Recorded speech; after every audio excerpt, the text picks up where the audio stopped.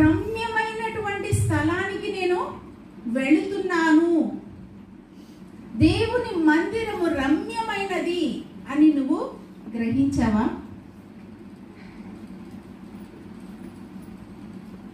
ఇంకంతే కాదు, ఆయన మందిర ఆవరణము చూడవలెనని నా ప్రాణము ఎంతో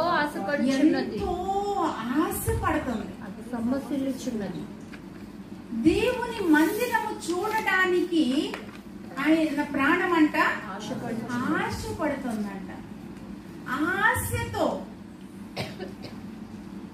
ఆశతో దేవుని సన్నిధికి రావాలనేటటువంటి ఆశతో మనము వస్తున్నామా?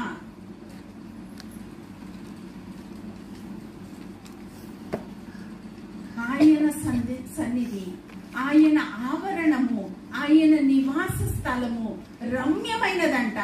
ఆ రమ్యమైన దాన్ని చూడడానికి ఆశతో నా ప్రాణము ఆశతో ఆశపడుతున్నాను. ఆశతో నేను సొమ్మసిల్లిపోయాను.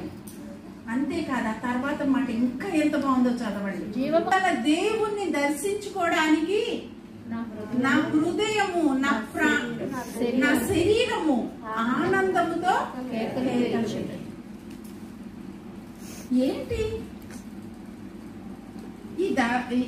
ఈ యొక్క దావీదు కోరహ్ కుమారులు రాసినటువంటి వీళ్ళేమన్నా పిచ్చివాళ్ళ?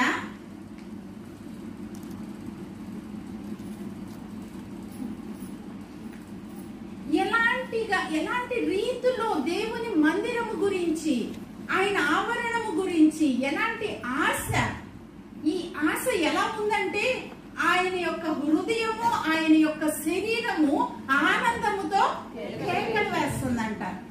చిన్నపిల్లల్ని అరే నేను పలానా చోటే తీసుకెళ్తాను అన్నాం అనుకోండి, గిరిగంతేస్తారు.